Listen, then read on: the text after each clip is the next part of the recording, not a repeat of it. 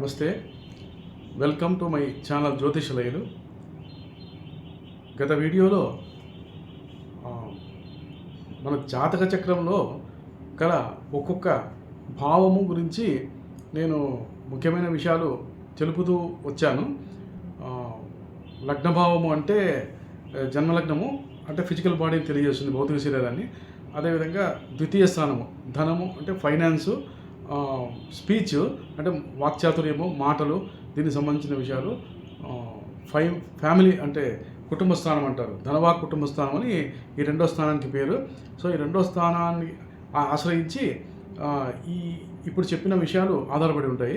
అంటే ఈ రెండో స్థానాధిపతి జాతక చక్రంలో, వ్యక్తిగత జాతక చక్రంలో ఎక్కడ స్థితి పొంది ఉన్నాడు, ఏ రాశిలో ఉన్నాడు, ఆ రాశి ఆ రెండవ స్థాన అధిపతి అయిన గ్రహానికి మిత్రక్షేత్రం కానీ, ఏదైనా బలమైన రాశి అంటే ఉచ్చ స్థితిలో కానీ స్థితి పొంది ఉంటే ఆర్థిక విషయాలు బలోపేతం అవుతాయి. అంటే వారికి సాధారణంగా ఆర్థిక సంక్షోభ పరిస్థితులు, ఆర్థికంగా ఇబ్బందులు పడే అవకాశం ఉండదు. కొన్ని సందర్భాల్లో ఏదైనా అష్టమ స్థానంలో ఉన్న పాపగ్రహాల ప్రభావంతో అష్టమాధిపతి సంబంధించిన దశ అంతర్దశలు వచ్చినప్పుడు, ఒకవేళ ఈ రెండో స్థానాధిపతి బలంగా ఉన్నా కూడా కొన్ని సమయాల్లో ఆర్థిక లావాదేవీల విషయంలో ఇన్వెస్ట్మెంట్స్, స్పెక్యులేషన్స్, అటువంటి విషయాల్లో కొంతవరకు ఇబ్బంది పడే అవకాశం ఉంటుంది. ఈ రెండో స్థానాధిపతి ఒకవేళ 6వ స్థానంలో కానీ, 8వ స్థానంలో కానీ, 12వ స్థానంలో కానీ, దుస్థానాలని పేరు వీరికి. ఈ స్థానాల్లో ఈ ద్వితీయాధిపతి జన్మలగ్నం నుంచి రెండో స్థానాధిపతి స్థితి పొంది ఉంటే ఆర్థిక విషయాల్లో కొంచెం ఒడిదుడుకులు, కష్ట నష్టాలు, ఇబ్బందులు పడాల్సి వస్తుంది. అది రెండో స్థానానికి సంబంధించిన ముఖ్యమైన విషయము. దాంతోపాటు రెండో స్థానము కంటికి సంబంధించిన విషయాలు కూడా తెలియజేస్తుంది.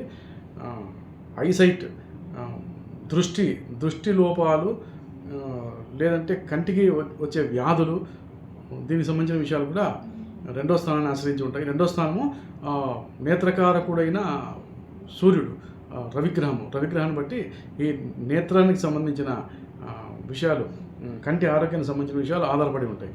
అదేవిధంగా తృతీయ స్థానం గురించి గత వీడియోలో నేను వివరించాను. చిన్న ప్రయాణాలు, వారి తర్వాత సిబ్లింగ్స్ అంటారు. అంటే ఒక వ్యక్తి పుట్టిన తర్వాత వారి యొక్క సోదరిమణులు, అంటే ఆ వ్యక్తి యొక్క తర్వాత జన్మించిన వారు తృతీయ స్థానం ద్వారా తెలియబడతారు. అంటే మూడవ స్థానాధిపతి వీటిని సిగ్నిఫై చేస్తుంది. తృతీయ స్థానం అంటే భ్రాతృస్థానం అంటారు, house of brothers and sisters అంటారు, కోబార్న్స్ అంటారు. అంటే ఎవరికైతే తృతీయ స్థానం అధిపతి మంచి మిత్రక్షేత్రాల్లో కానీ, ఉదాహరణకు ఇప్పుడు మీనరాశి తీసుకుంటే, మీనరాశికి తృతీయ స్థానాధిపతి శుక్రాచార్యుడు, వీనస్. సో శుక్రాచార్యుడు వారి జాతక చక్రంలో మంచి స్థితిలో, మీనరాశికి తృతీయాధిపతి వృషభ రాశి అయితే తృతీయ స్థానము, అక్కడ నుండి తృతీయాధిపతి మిత్రక్షేత్రాల్లో అంటే 4వ స్థానంలో ఉన్నప్పుడు కానీ, అంటే మిథున రాశిలో కానీ, లేక కన్యారాశిలో శుక్రుడు, వీనస్ నీచపడతాడు. అంటే తన యొక్క ముఖ్యమైన కారకత్వాలు, శుక్రుడికి సంబంధించిన ముఖ్యమైన కారకత్వాలైన ధనకారకత్వము, ఆభరణాలు, వైభవము అంటారు, లగ్జరీస్, దానికి సంబంధించిన విషయాలు, కొంతవరకు వివాహ జీవితము అంటే వైవాహిక జీవితానికి సంబంధించిన ముఖ్యమైన విషయాలు, అంటే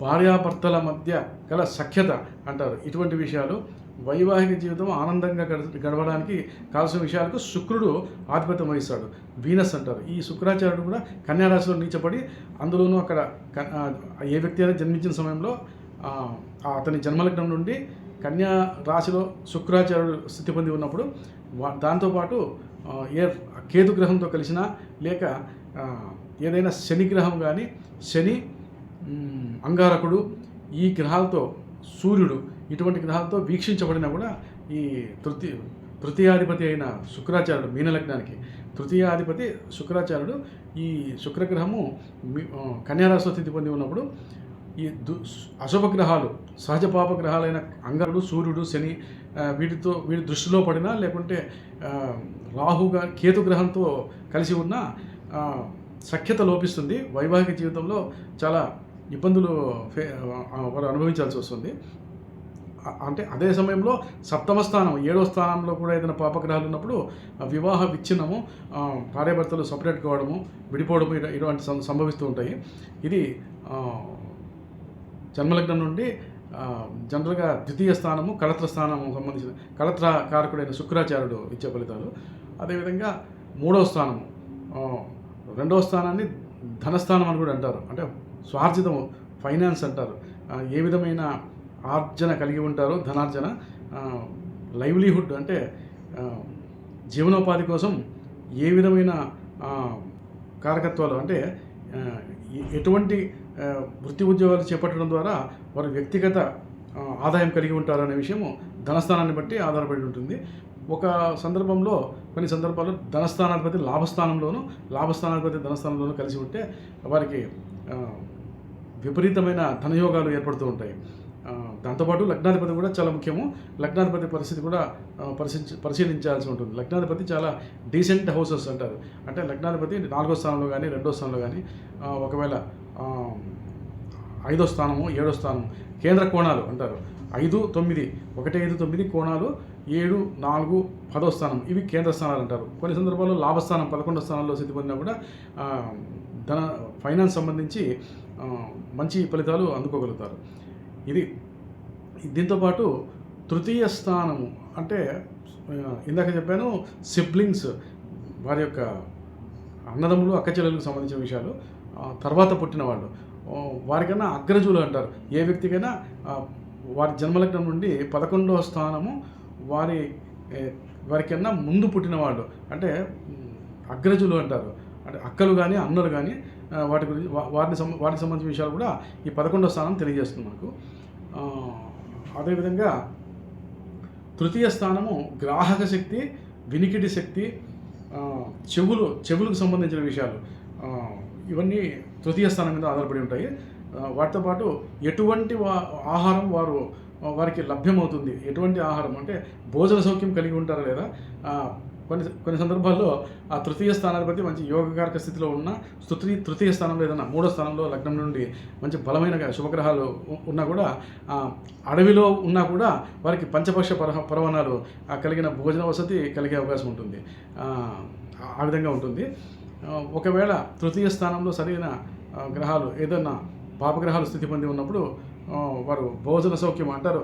అంటే భోజన సౌఖ్యం అంటే ఎన్నో కంఫర్టబుల్గా వారికి భోజన సౌఖ్యం కలిగి ఉన్నా కూడా, చేయగలిగే కెపాసిటీ ఉన్నా కూడా వారు వాటిని ఎందుకో కొన్ని కారణాల చేత పెద్దగా ఆసక్తి చూపించకపోవచ్చు. ఆ విధంగా ఉంటుంది. తృతీయ స్థానం యొక్క తృతీయ స్థానంలో ఉన్న గ్రహాలను బట్టి ఈ విధంగా ఉంటుంది. అంటే వారికి తిండి మీద ఆసక్తి ఉండదు. కొంతమందికి పెద్దగా ఏదో తింటూ ఉంటారు, ఆకలి అయినప్పుడు ఏదో తింటుంటారు, వెళ్తూ ఉంటారు. ఈ విధంగా ఉంటుందన్నమాట. అదేవిధంగా తృతీయ స్థానము జర్నీస్ సంబంధించిన విషయాలు కూడా ఆధారపడి ఉంటాయి. మామూలుగా ఈ జర్నీస్ చేసే విషయంలో నేను చెప్పగలిగిన ముఖ్యమైన సూచన ఏమంటే, తృతీయ స్థానంలో గోచార రీత్యా అంటే వారు ఏదైనా ఏ వ్యక్తి అయినా ప్రయాణాలు మనము మొదలుపెట్టేటప్పుడు ప్రయాణం చేసే ముందు రాహుకాలము చూసుకొని, రాహుకాలము దుర్ముహూర్తాలు మనకు పంచాంగంలో కానీ లేకుంటే తెలుగు క్యాలెండర్లో అవైలబిలిటీ ఉంటుంది. వాటిని చూసుకొని రాహుకాలాన్ని అవాయిడ్ చేసి ఒక్కొక్క వారం రోజుల్లో ఆదివారం మొదలుకొని శనివారం వరకు ఒక్కొక్క రోజు ఒక్కొక్క వారానికి ఒక్కొక్క రోజు రాహుకాలం అని నిర్ణయించుంటారు. అది శాశ్వతంగా ఉంటుంది, అది పర్మనెంట్గా ఉంటుంది, అది మారదు రాహుకాలం అనేది. సో ఆదివారం రాహుకాలం సాయంత్రం పూట ఉంటుంది. అదేవిధంగా ఒక్కొక్క రోజు శుక్రవారం రోజు మధ్యాహ్నం 3 నుంచి 4:30 వరకు రాహుకాలము. మంగళవారం రోజు తీసుకుంటే మంగళవారం మధ్యాహ్నం 3 నుంచి 4:30 వరకు ఉంటుంది. శుక్రవారం రోజు ఉదయం 10:30 నుంచి 12 వరకు రాహుకాలము ఉంటుంది. సో ఈ సమయాల్లో శనివారం కూడా ఇటువంటి సమయాల్లో రాహుకాలాన్ని అవాయిడ్ చేసుకుని ఆ రాహుకాలాన్ని తప్పించి వారి ప్రయాణాన్ని ప్రారంభిస్తే డెస్టినీని సేఫ్టీగా చేరుకునే అవకాశం ఉంటుంది.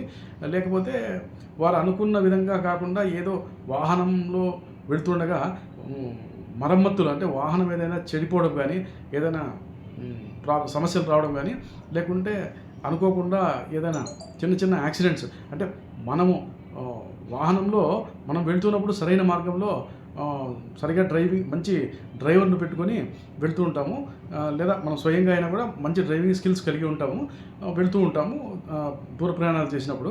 కానీ ఆపోజిట్ ఎదురుగా వచ్చే వాహనాలు కానీ, మన పక్కన వెళ్తున్న వాహనాలు కానీ ఏదో ఒక విషయంలో చిన్న చిన్న తప్పిదాలు పొరపాటు చేయడం వల్ల మనకు అవి హాని చేసే అవకాశం ఉంటుంది. అది వచ్చి మన వాహనాన్ని ఢీకొనడము, దాంతో మనం కూడా చాలా ఇబ్బందులు పడాల్సి వస్తుంది. సో ఈ విధంగా జరిగే అవకాశం ఉంటుంది. రాహుకాలాన్ని, దుర్ముహూర్తాన్ని తప్పించి ప్రయాణాలు పెట్టాలని నా యొక్క ప్రత్యేక సూచన. అదేవిధంగా ఇది స్వయంగా నేను కూడా ఎన్నోసార్లు, నాకు పెద్ద అవగాహన లేదు, చాలా కాలం క్రితము ఎన్నో వ్యక్తిగత విషయాల మీద, ముఖ్యమైన కార్యాల మీద మనము బయటికి వెళ్ళినప్పుడు ఈ రాహుకాలాన్ని, దుర్ముహూర్తాన్ని ఫాలో కాకుండా, చూడకుండా వెళ్ళడం జరిగింది.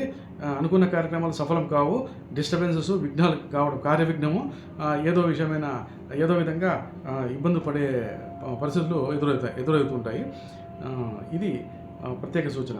అదేవిధంగా 4వ స్థానం సంబంధించి, 4వ స్థానం అంటే అది వాహన స్థానం అంటారు. అది కూడా మంచి, అంటే కంఫర్టబుల్ వెహికల్స్ కలిగి ఉండడము.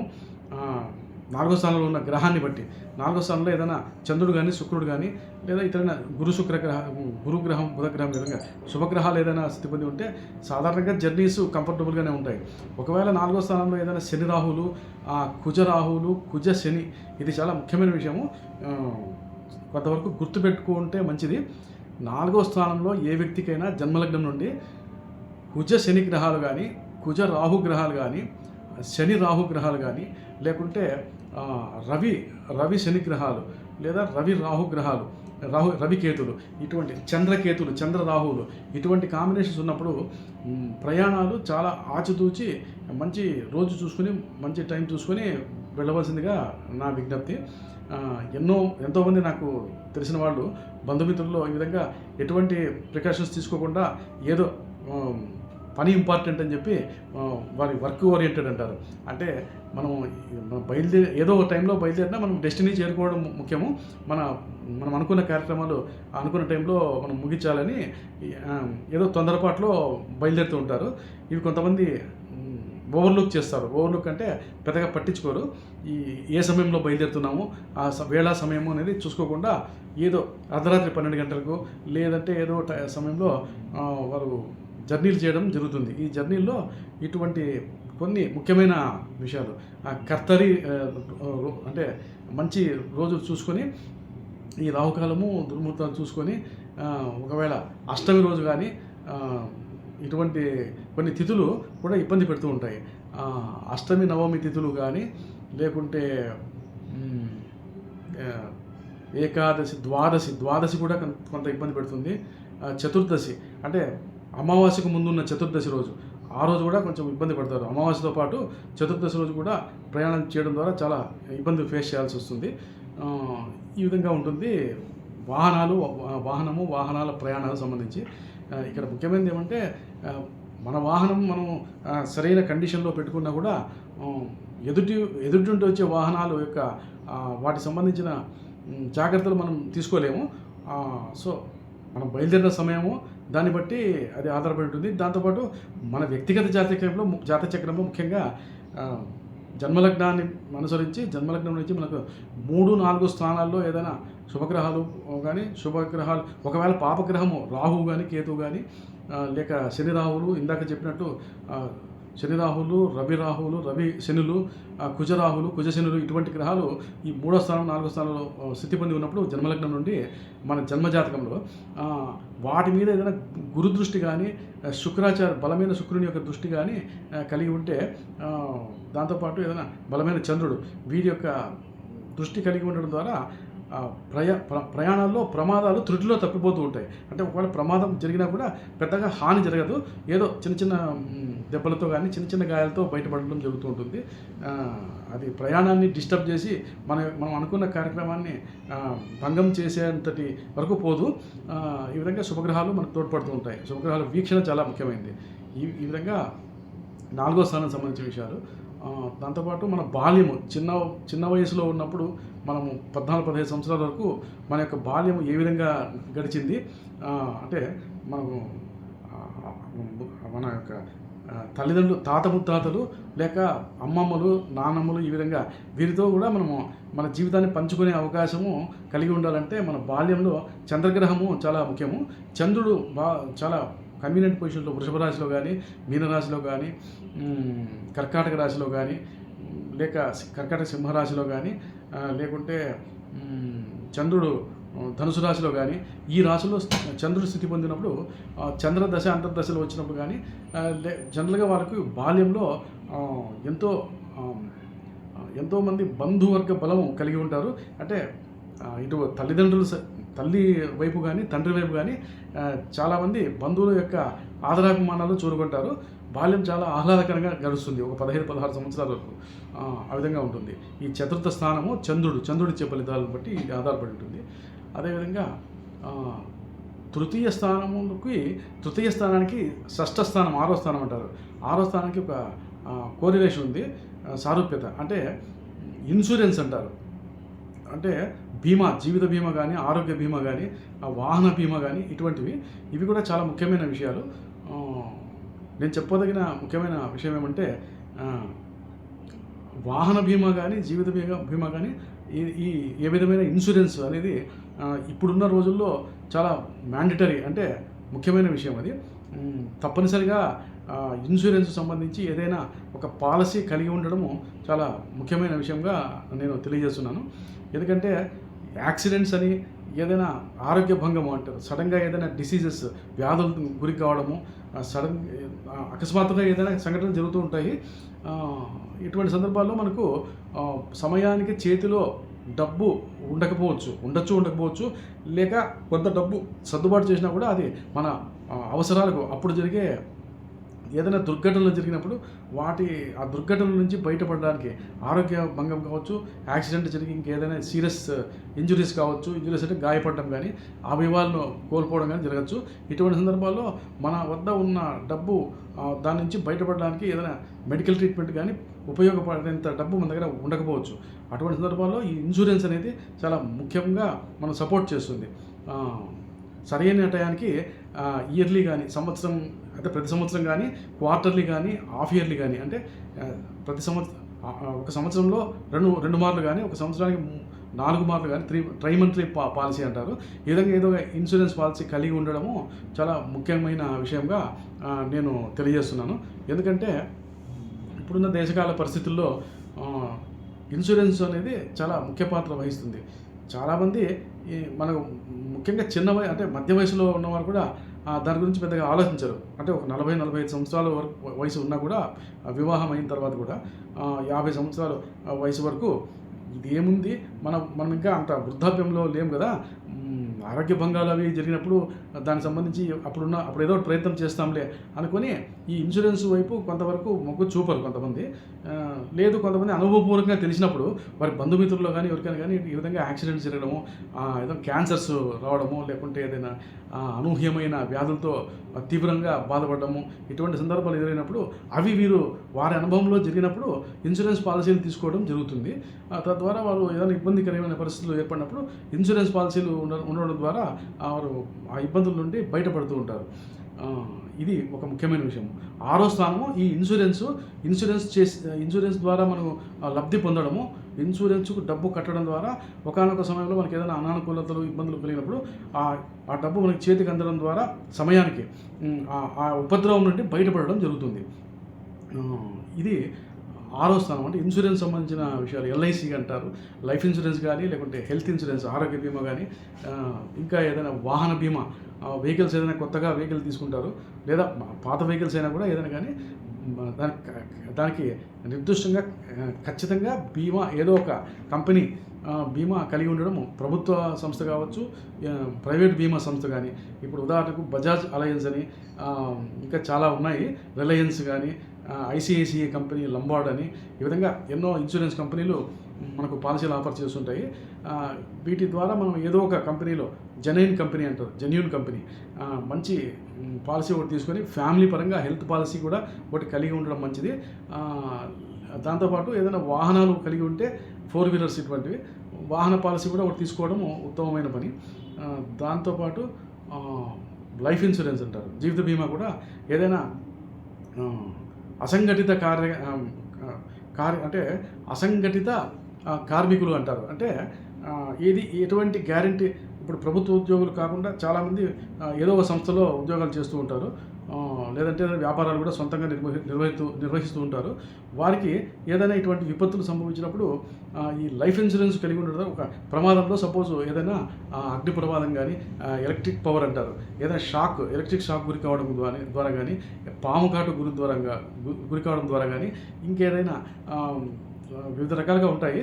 ఏదైనా వ్యక్తి దురదృష్టవశాత్తు జరగరానిది జరిగి మరణించడం జరిగితే ఆ కుటుంబానికి ఒక పెద్ద దిక్కుగా ఆసరాగా నిలుస్తుంది ఈ insurance policy, life insurance policy అనేది.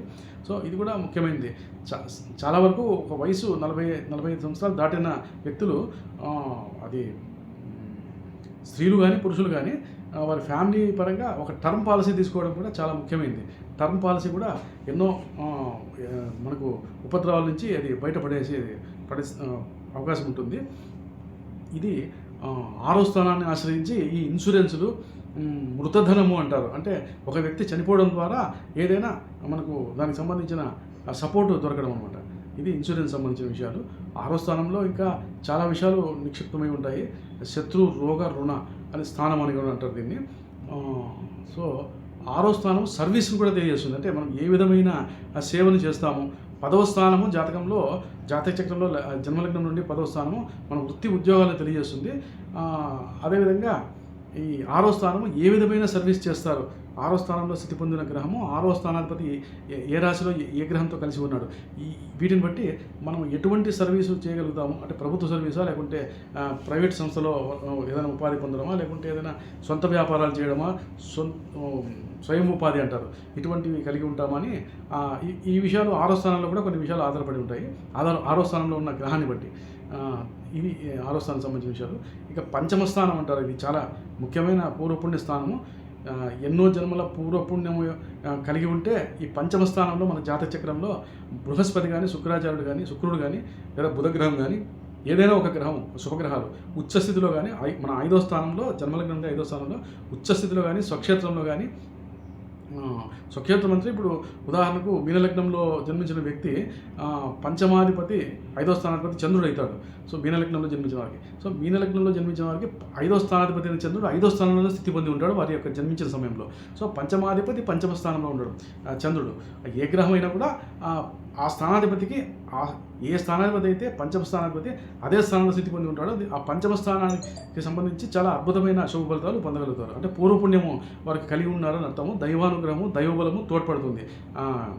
క్లిష్ట సమయాల్లో ఎన్నో జీవితంలో గల ఆటుపోట్లు, ఎన్నో మనకు దశ అంతర్దశల రూపంలో మనకి ఏదైనా పాపగ్రహాల యొక్క దశ అంతర్దశలు నడిచినప్పుడు ఎన్నో ప్రమాదాలు కానీ, ఇంకోటి కానీ, ఎటువంటి కష్ట నష్టాలు లోటుకు మనము గురి అయినా కూడా ఈ పంచమ స్థానంలో ఉన్న శుభగ్రహము, పంచమాధిపతి యొక్క దశ అంతర్దశలు, వాటి యొక్క బలము ద్వారా, వాటి యొక్క శుభత్వం ద్వారా, అంటే మనకి ఏదో ఒక దైవానుగ్రహం ఉంటే తప్ప పంచమ స్థానంలో గురుగ్రహం కానీ, చంద్రుడు కానీ, శుక్రగ్రహము, బుధగ్రహము శుభగ్రహాలతో కలిసి ఉండవు.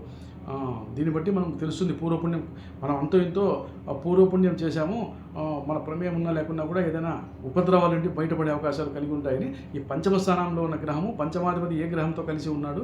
ఒకవేళ పంచమ స్థానంలో కొన్ని సందర్భాల్లో మహాయోగాలు ఏర్పడుతుంటాయి. గజకేసరి యోగం అని, బుధాదిత్య యోగం అని, రుచక మహాపురుష యోగం అని, పంచమహాపురుష యోగాలు 1-2 యోగాలు, లేదా మాలవ్య మహాపురుష యోగము, అంటే ఇది శుక్రాచార్యం ద్వారా వస్తుంది, శుక్రగ్రహం ద్వారా. ఈ విధంగా మహాయోగాలకు ఏదైనా పంచమ స్థానంలో కలిగి ఉంటే వారికి చాలా అద్భుతంగా ఉంటుంది వారి జీవితము. వారు జడ్జింగ్ కెపాసిటీ అంటారు, జడ్జిమెంట్స్ అంటారు. వారు జడ్జింగ్ కెపాసిటీ చాలా అద్భుతంగా ఉంటుంది. అంటే ఏదైనా విషయాన్ని నిర్ణయించగలిగే కెపాసిటీ అనమాట. అంటే వారి ఊహలు, అంచనాలు నిజమవుతూ ఉంటాయి సాధ్యమైనంత వరకు. చాలామందికి వారు మార్గనిర్దేశం కూడా చేయగలిగే కెపాసిటీ కలిగి ఉంటారు అనమాట. పంచమ స్థానంలో ఉన్న శుభగ్రహాలను బట్టి, పంచమాధిపతి ఉన్న స్థానాన్ని బట్టి. సో ఈ విధంగా ఉంటుంది పంచమ షష్టమ భావాలు. షష్టమ భావం అంటే 6వ భావము. 6వ భావం సంబంధించి ఒకవేళ 6వ స్థానంలో ఏదైనా శుభగ్రహాల స్థితి పొంది ఉన్నప్పుడు శత్రువులు కూడా వాటి దశాంతర శుభగ్రహ దశాంతర దశ వచ్చినప్పుడు 6వ స్థానంలో ఏదైనా శుభగ్రహ స్థితి పొందినప్పుడు శత్రువులు కూడా మిత్రులుగా మారడం జరుగుతుంది. కొన్ని సందర్భాలు ఆ విధంగా ఏర్పడతాయి. ఏదో ఒక సందర్భంలో ఎన్నో సంవత్సరాలుగా మాటలు లేకుండా విడిపోయిన మిత్రులు ఎవరైనా ఉన్నా కూడా ఏదో సందర్భంలో ఏదో కారణంతో ఇతరులు ఎవరైనా కలుగు చేసుకుని వారిద్దరిని కలపడం జరుగుతుంది. ఈ విధంగా ఉంటుంది. సో ఇవి ముఖ్యమైన విషయాలు. తృతీయ, చతుర్థ, పంచమభావము. పంచమభావం అంటే సంతాన స్థానం అంటారు. 5వ స్థానానికి సంబంధించిన విషయాలు కూడా ఈ పంచమభావాన్ని బట్టి మనకు తెలుస్తుంది. 5వ స్థానాధిపతి అంటే మన వ్యక్తిగత జాతకంలో 5వ స్థానం నుండి ఇతర గ్రహాల స్థితిగతులు పంచమభావాన్ని లగ్నంగా చేసుకుంటే, అంటే పుత్రస్థానం అనేది పిల్లలకు సంబంధించి అది ఒక జన్మలగ్నంగా చేసుకుంటే అక్కడి నుండి ఏ స్థానంలో ఏ గ్రహాల స్థితి పొంది ఉన్నాయని దాన్ని బట్టి మనకు పిల్లల యొక్క అభివృద్ధి, పిల్లల యొక్క డెవలప్మెంట్, వారి యొక్క విద్యా ఉద్యోగ యోగాలు, వారి యొక్క ఆరోగ్య పరిస్థితులు, వారు మనకు జీవితంలో మనకు పిల్లలకు మనకు గల సంబంధ బాంధవ్యాలు ఏ విధంగా ఉంటాయి, ఈ విషయాలన్నీ మనకు పంచమ స్థానాన్ని బట్టి ఆధారపడి ఉంటాయన్నమాట. దీంతోపాటు మరిన్ని ముఖ్యమైన విషయాలు వచ్చే వీడియోలో నేను వివరిస్తాను. ఈ వీడియో మీకు నచ్చినట్లయితే దయచేసి లైక్ చేసి సబ్స్క్రైబ్ చేసుకోండి.